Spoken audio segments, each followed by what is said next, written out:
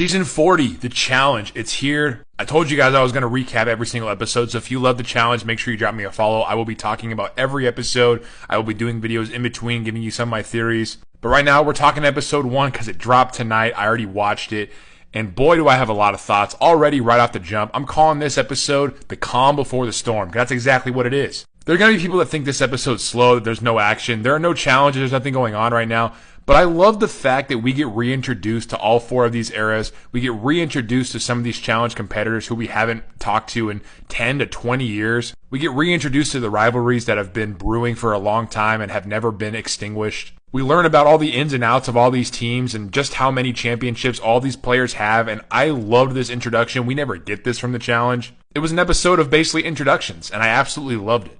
Let's just face it, this is one of the most stacked casts we've ever had. And in all 4 eras, I'm going to give you my thoughts on all 4 of them. I'm going to tell you who I think is the worst all the way to the best in terms of being able to win this whole thing. Obviously, we don't know the ins and outs of what the challenge is going to have. The challenge always has twists and turns. There's always things that come up. TJ changes the game constantly, which is why I love this show so much.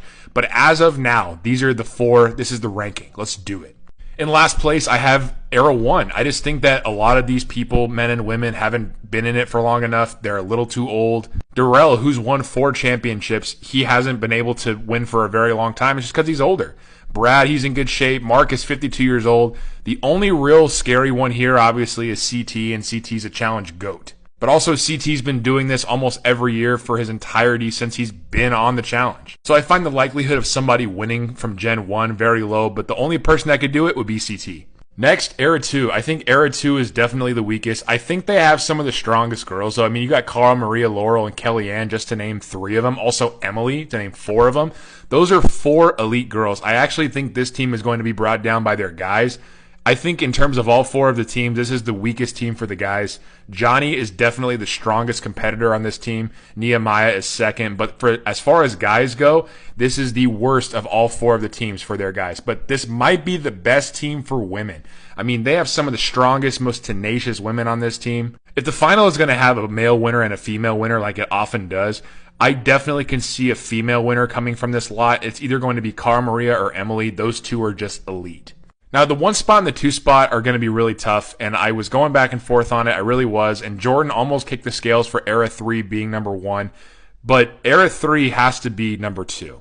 I love Devin. I love Jordan. Those 2, obviously Devin is amazing at puzzles, and Jordan's good at everything. In my opinion, he's the best challenger on this season. He is always going to be in the running for a final. But in my opinion, it's the women on this team. I think the women are weak. I think Tori is overrated.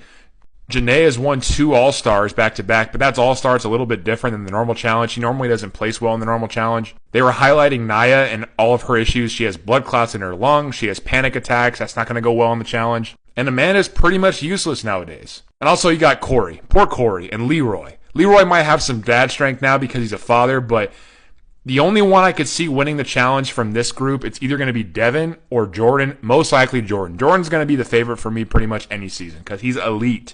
But in terms of most well-rounded of all 4 of the eras, I love the new era. I love Era 4.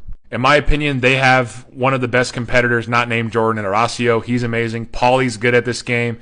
Josh is annoying. Kylan is great. You have Nerese, Michelle, Jenny. You still have Theo with 1 eye, who's just an outstanding athlete. Super tall, super strong. The problem with this team is if they cannot implode, if they cannot get under each other's skin, this team has the chance to run the table. They have strong women, they have strong men, they have smarts, they have brain power, they have athleticism, they have endurance. This is a really good team, and they showed it the last couple of seasons. My personal pick, I want Horacio to win. I want Horacio to win the whole thing. I think that this is only his 3rd challenge. He's been in 3 straight challenges. The kid is just electric. He's a great human being.